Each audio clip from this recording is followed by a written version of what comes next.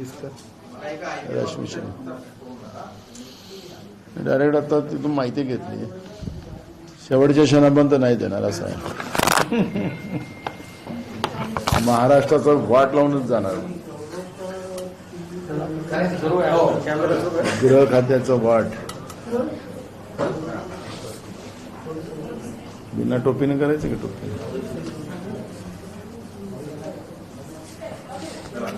हे मोठी टोपी आहे ना माझ्या. खरं मराठा टोपी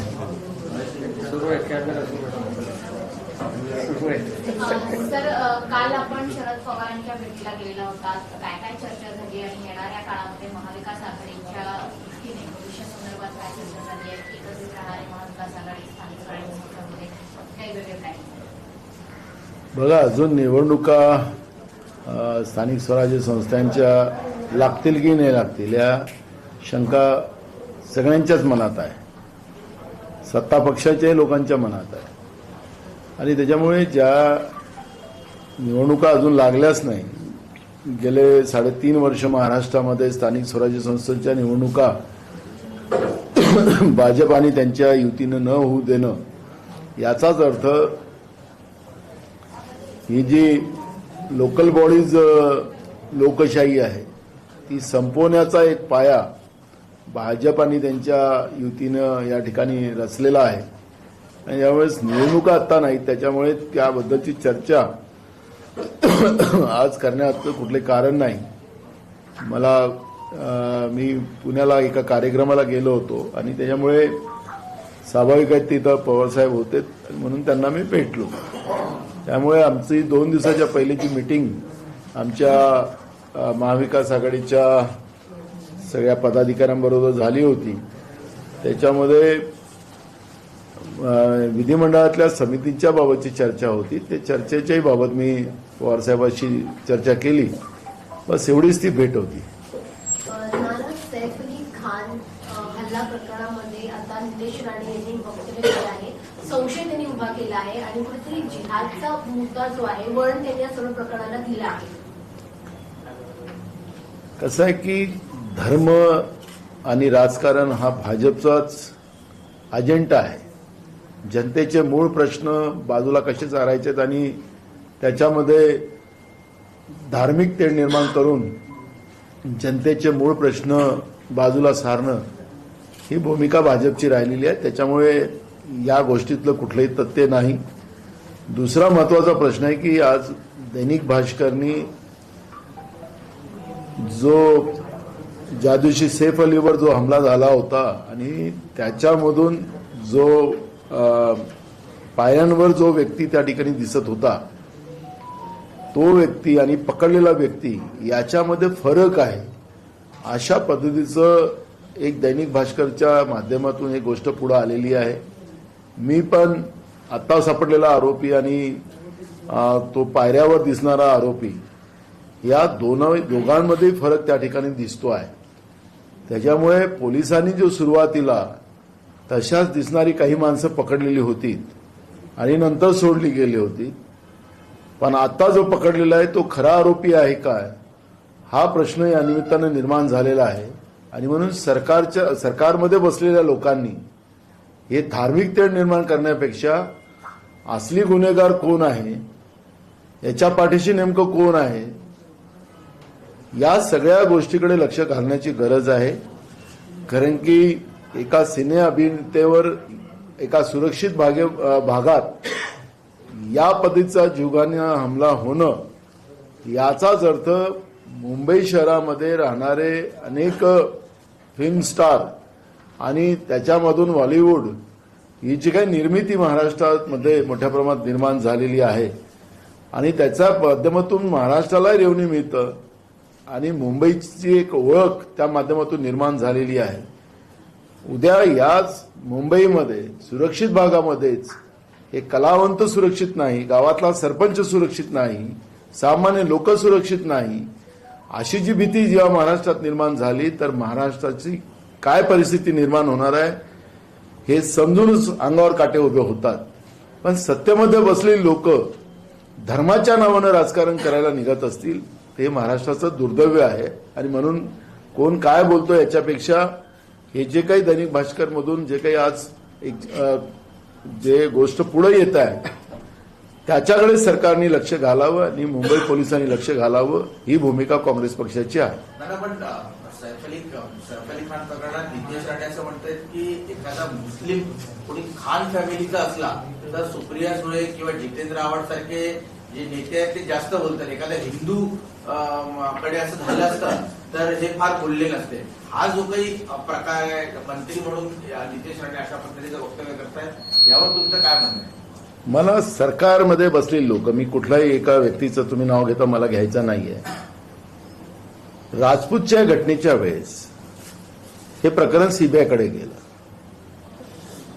सीबीआयकडे गेल्यानंतर सीबीआयने अजूनपर्यंत राजपूतच्या प्रकरणामध्ये जी काही लोक लपलेली आहेत त्याच्यामध्ये त्या घटनेच्या मागे अजूनपर्यंत शोध का नाही काढला, का कारवाई नाही झाली? राजपूत तर हिंदू होता. त्यावेळेसही आम्ही प्रश्न उपस्थित केला होता राजपूतच्या मॅटरमध्ये. अनेक आपल्या संघटनांनी त्या काळात मोर्चे काढले. केंद्रात सरकार आहे, राज्यात तुमचं सरकार आहे आणि छोटा मोठा काळ नाही, 2.5 वर्ष ते गेले. आता पुन्हा आता तुमचं बाळपण सुरू झालं, त्याच्यातही भांडणं चालूच आहे साध्या पालकमंत्रीसाठी. अहो, धर्मापेक्षा जाण्यापेक्षा आज मुंबई संपते आहे. मुंबईतलं बॉलिवूड संपेल, त्याची काळजी तर करा ना. राज्याच्या तिजोरीत येणाऱ्या रिसिप्ट आहेत त्या कमी होतील पुढच्या काळात. आणि नुसतं अभिनेताच नाही तर राज्यातला शेतकरी सुखी नाही, सुरक्षित नाही, तरुण सुरक्षित नाही, सरपंच सुरक्षित नाही, ही परिस्थिती आहे. तुम्ही अजूनही धर्मावर अडलेला, हाच प्रश्न या निमित्ताने निर्माण होतो आहे. त्याच्यामुळे काँग्रेस पक्षाला कुठल्या धर्मावर जास्त चर्चा करण्यापेक्षा आज महाराष्ट्रामध्ये जे काही परिस्थिती निर्माण झालेली आहे, महाराष्ट्रामध्ये जी असुरक्षितता निर्माण झालेली आहे त्यावर जास्त भर देण्याची गरज आहे, हे काँग्रेस पक्षाचं मत आहे. ज्याला धर्माच्या नावानं राजकारण करायचं असेल सत्तेमध्ये बसून तो त्यांचा प्रश्न आहे. हा छत्रपती शिवाजी महाराजांचा महाराष्ट्र आहे, शाहू फुले आंबेडकरांचा महाराष्ट्र आहे. या महाराष्ट्रामध्ये संविधानाची शपथ घेऊन बसलेलं सरकार अगर धर्मावरच खेळत असेल ते महाराष्ट्राचं दुर्भाग्य आहे. सर, सैफ अली खानच्या या संपूर्ण प्रकरणामध्ये नितेश राणे आणि संजय राऊत हे सुद्धा अशाच अर्थाची विधानं करतायत की हे प्रकरण सस्पिशियस वाटतं आहे, याची काहीतरी संशयास्पद आहे, हा तपास योग्य रीतीने होतोय का, असा सवाल त्यांनी उपस्थित केला. म्हणून दैनिक भास्करची भूमिका मी या ठिकाणी मांडत असताना त्यांनी जे काही त्याच्यातलं संशोधन केलं त्याच्यावरच मी भूमिका मांडलेली आहे. त्याच्या मुळापर्यंत पोलिसांनी जावं ना. पोलिसांनी पहिले पण तसा दिसणारा व्यक्ती पकडला होता. आता पुन्हा दैनिक भास्करनी जी भूमिका मांडलेली आहे तसाच दिसणारा माणूस पकडला, पण तो नाहीये. पोलिसांनी याचं जस्टिफिकेशन केलं पाहिजे, स्पष्टीकरण दिलं पाहिजे. सैफ अली खानचं अजून स्टेटमेंट घेतलं नाहीये पोलिसांनी, काय कारण वाटतं? कारण आता तो ज्या पद्धतीनं बाहेर आला फिट दिसतो असं सगळे म्हणतात. बघा, जे काही डॉक्टरांनी जे प्रेस रिलीज केलेलं होतं त्याच्यामध्ये जे काही सांगण्यात आलं होतं की 6 वार त्यांच्यावर झालेले होते. त्यांच्या पाठीच्या कण्याच्या भागामध्ये कण्याला न लागता त्यांच्या मसलमध्ये ते चाकू त्या ठिकाणी घुसलेला होता, त्यामुळे ते बचावलेले होते. हे पहिल्या दिवशी त्यांनी सांगितलं. आता ते काही धोका कुठलाही नाही, एकदम धोक्याच्या बाहेर आहे असंच पोलीस त्यावेळेच्या डॉक्टरच्या प्रेस रिलीजमध्ये त्यांनी सांगितलेलं होतं. आता डॉक्टरचं काम डॉक्टर करेल. आता जे लोक बोलतात ते डॉक्टर आहेत की मला माहिती नाही, ते कुठले डॉक्टर आहेत तर त्यांचा तपास आता करावा लागेल.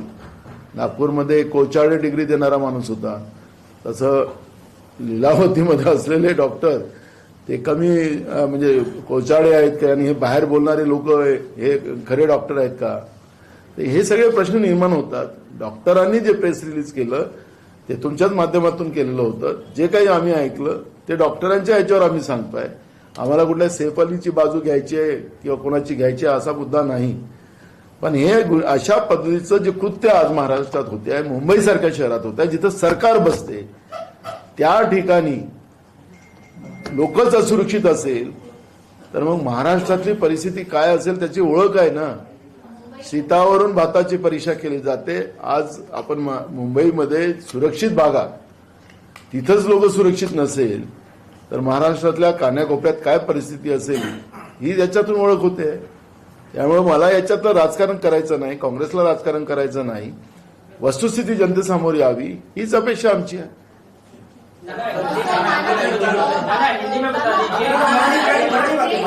भारतरत्न द्या अशी मागणी करण्यात आली आहे.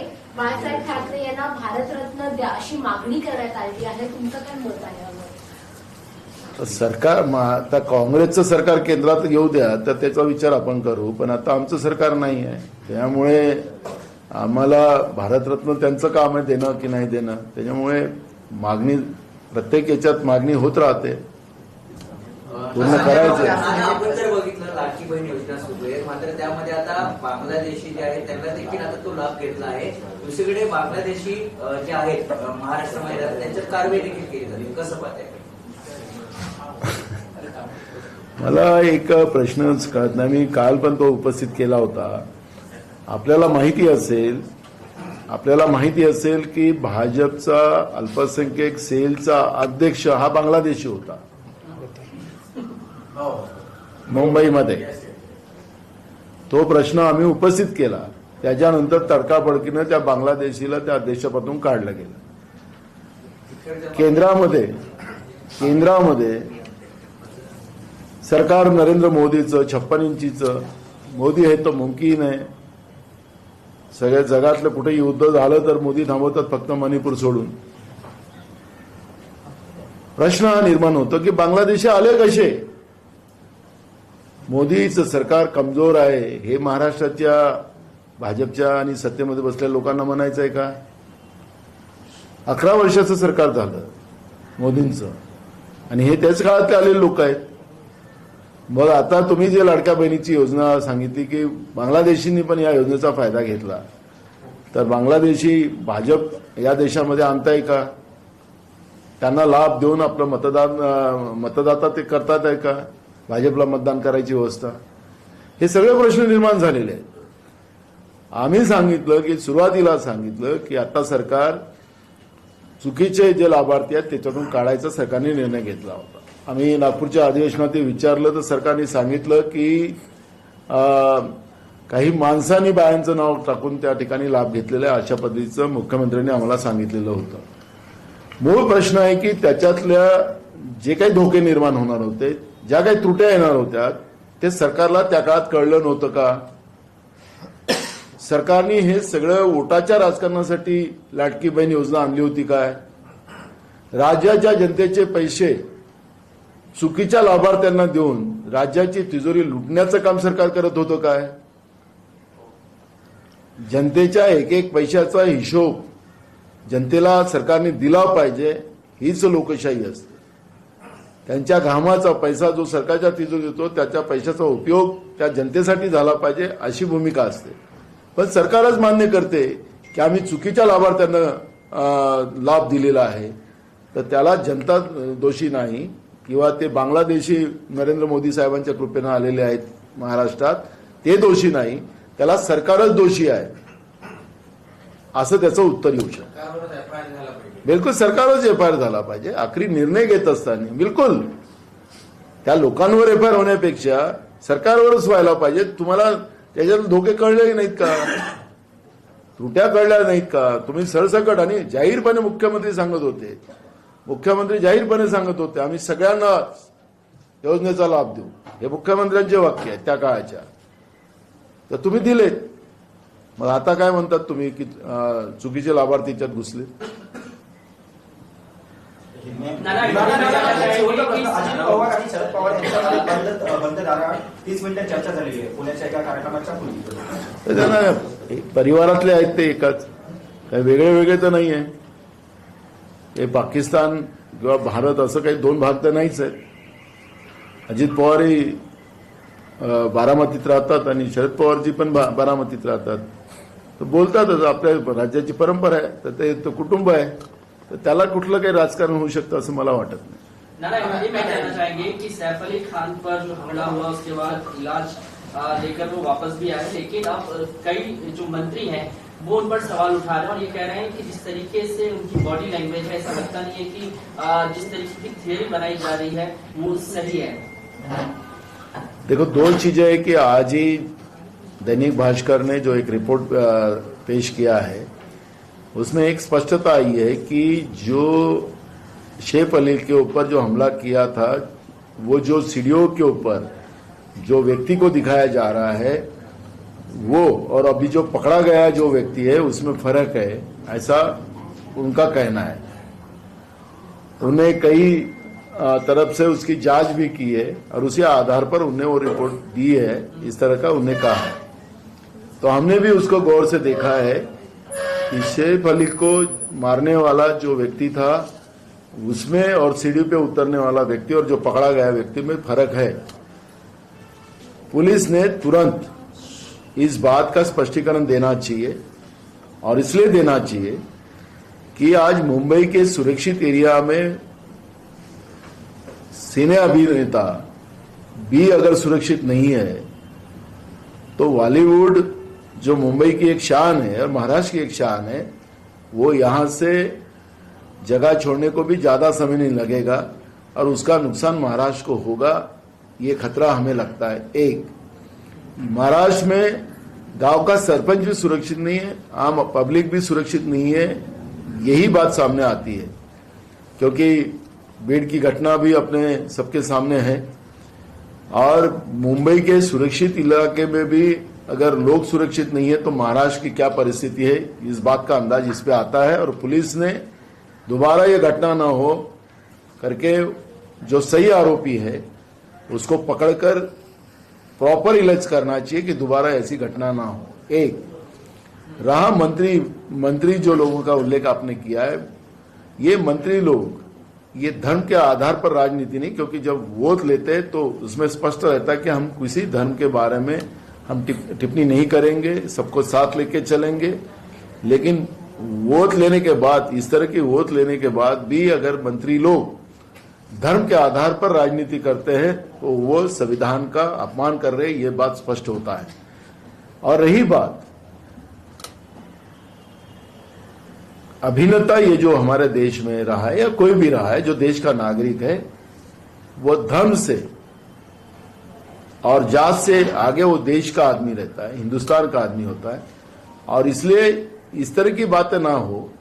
रही राजपूत की घटना की बात, हम और उसको याद दिलाएंगे कि केंद्र सरकार ने सीबीआई की तरफ इसकी पूरी जांच ली थी। अभी उसको 3 साल पूरे हो गए, 3.5 साल पूरे हो गए। क्या सीबीआई की जांच क्यों पूरी नहीं हुई 3.5 साल में?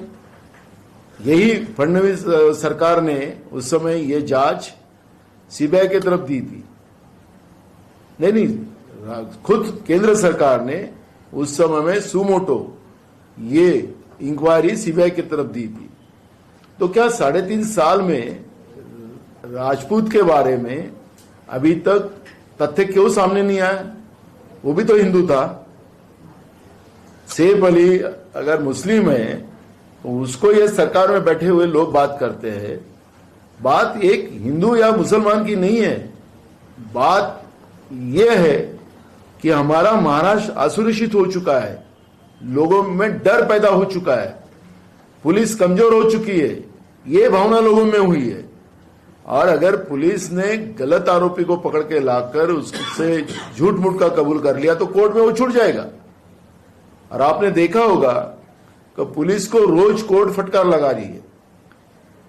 बदलापुर के घटना में अक्षय सिंधे का फेक इनकाउंटर उन्होंने किया, ये हाल ही में सरकार को, पुलिस को कोर्ट ने फटकार लगाई।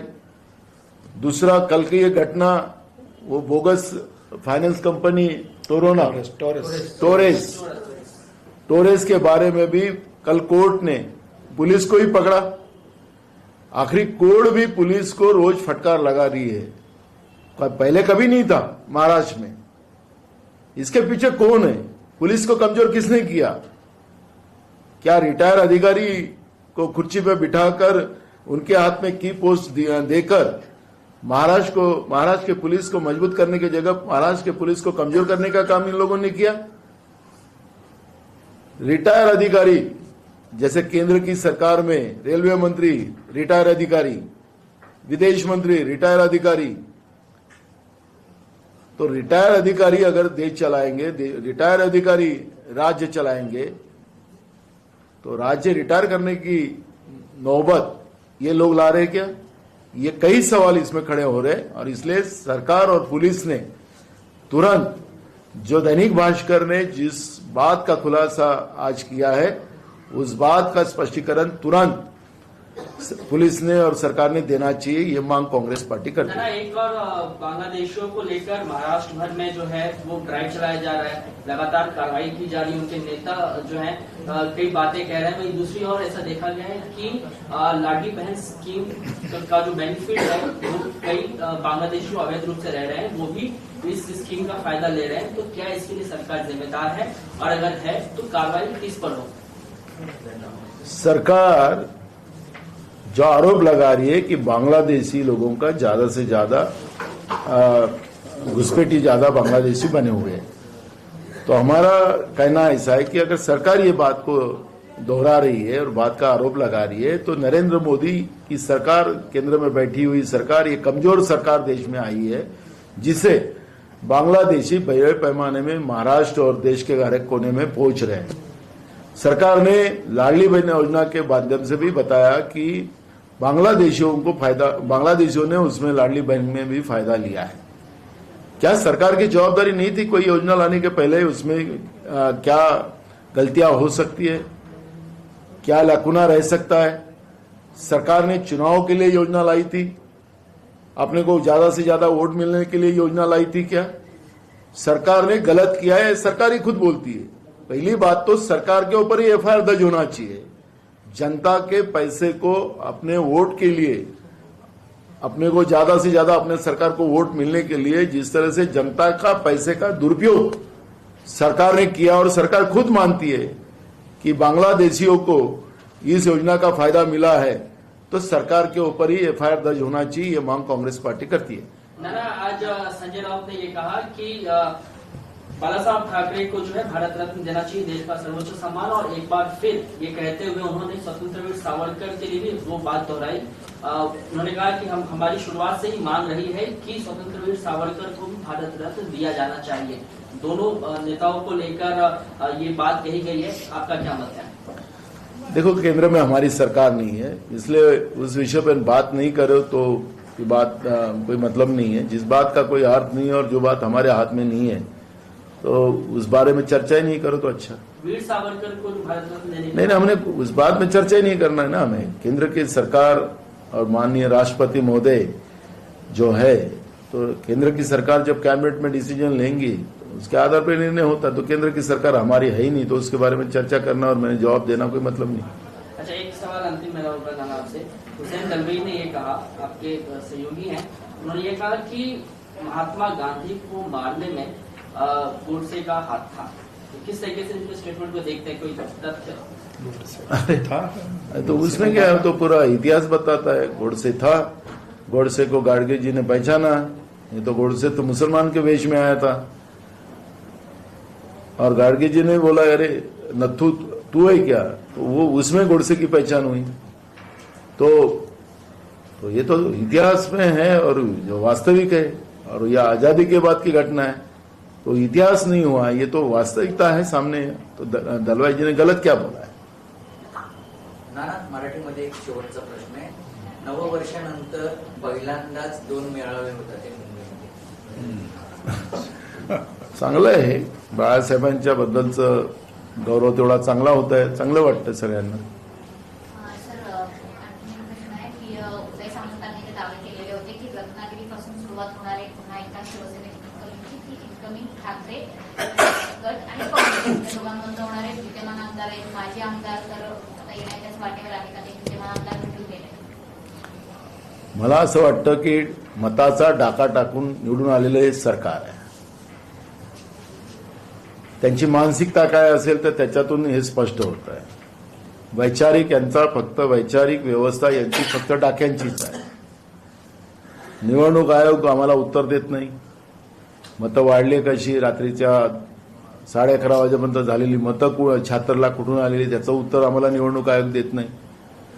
त्याच्यामुळे हे डाका टाकून आलेली सरकार जवळपास 65% मंत्री त्यांच्यावर कोणावर खुनाचे आरोप आहेत, कोणावर फसवणुकीचे आरोप आहेत, असे 65% मंत्री या मंत्रिमंडळात आहेत.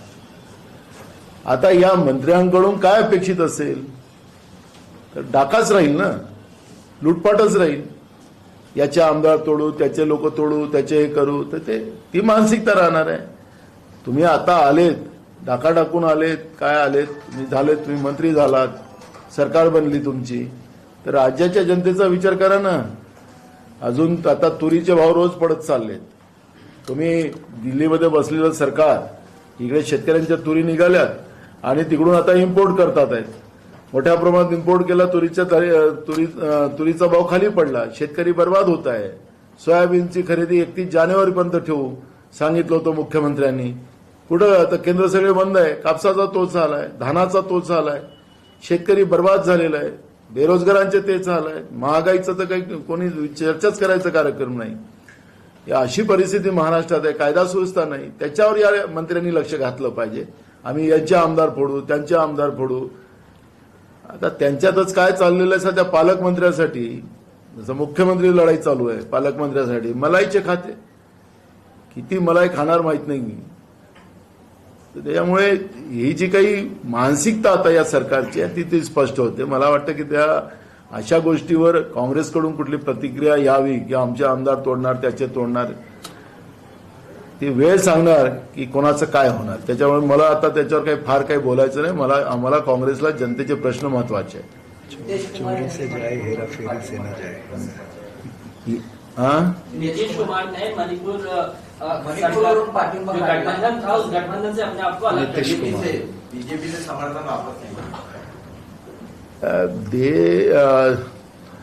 देर सही लेकिन सही निर्णय नीतीश कुमार ने लिया है. देखो इसका परिणाम आगे आगे क्या होता है. अच्छा ही होगा देश के लिए. राज्य सरकार जो है, अगर पार्टी नहीं होगी तो कार जो है वो नहीं ले सकते. उस पॉलिसी पे काम करने का विचार कर रही है और वो जल्दी इम्प्लीमेंट जो है उसको किया जाएगा. अगर आपके पास पार्किंग नहीं है तो आप कार नहीं खरीद सकते हैं. इस पॉलिसी पे काम करने का विचार किया जा रहा है. इसको किसने पॉलिसी तयार नाही आहे. अंदर नाही यार विचार पॉलिसी होऊ द्या ना. सर माझा प्रश्न असा आहे, आता जे बोलले तो नितीश कुमार यांनी आता पाठिंबा काढून पाठवला, परंतु त्याच अनुषंगाने अजित पवार शरद पवारच्या संपर्कात चर्चा करताय का तो जागा पडतो. नितीश कुमार साहेबांनी उशिरा असो पण चांगला निर्णय त्यांनी घेतलेला आहे. त्याचं स्वागत आम्ही करतो आणि त्याचा फायदा निश्चितपणे देशाच्या हितासाठी होईल अशा अपेक्षा आम्ही बाळगतो. सर, पार्किंग रिलेटेड नई पॉलिसी लाने वाली है गवर्नमेंट. दे आर मेंशनिंग कि पार्किंग हो गया, जवाब दे दिया मैंने. सर आपने प्रॉपर्ली जवाब नहीं, हिंदी में दे दिया. पॉलिसी ड्राफ्ट तो होने दो, अभी ड्राफ्ट भी नहीं हुआ. नहीं, सर ने वही बोला, अभी ड्राफ्ट तो होने दो. बट आप सपोर्ट करेंगे अपोज करेंगे? अभी बेटा होने दे कि बेटी हो रही है तो पता तो करेंगे ना. सपोर्ट नाम तभी रखेंगे ना. बेटी हुई तो बेटी का नाम रखेंगे, बेटा हो तो बेटे का नाम रखेंगे. होने तो दो. नाना, मुंबईत विक्रोळी आणि अंधेरी परिसरामध्ये म्हाडाच्या मुंबई झोपडपट्टी सुधार मंडळाने एक अतिशय थक्का करणारा भ्रष्टाचार केलेला आहे आणि तो लोकशाहीने उघडकीस आणलेला आहे. जवळपास सुरक्षा भिंतीचं जो बांधकाम आहे त्यामध्ये 10 वर्षात निविदा काढून जवळपास 38 कोटींचा जो काय आहे तो दंडा मारलेला आहे आणि यामध्ये जे जे अधिकारी आहेत त्यांनी आणि ठेकेदारांनी हा संपूर्ण भ्रष्टाचार केलेला आहे. कसं पाहतो? मूळ प्रश्न मी पाहत होतो लोकशाही चॅनलमध्ये की विक्रोळीच्या भागामध्ये म्हाडाच्या माध्यमातून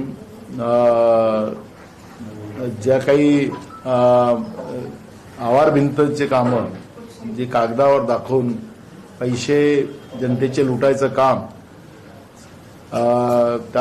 त्या भागातले लोकप्रतिनिधी, अधिकारी, ठेकेदार यांच्या संगनमतानी त्या ठिकाणी मोठ्या प्रमाणात जनतेच्या पैशाची लूट करताना आम्ही पाहिलेला आहे. आम्ही सरकारला आपल्या बातमीचा, लोकशाहीच्या बातमीचा आधार घेऊन सरकारला आम्ही पत्र देणार आणि याच्यावर SIT नेमून चौकशी करून जेवढे दोषी असतील त्यांच्यावर कारवाई करावी ही मागणी काँग्रेस पक्षाच्या वतीने केली जाईल. थँक्यू.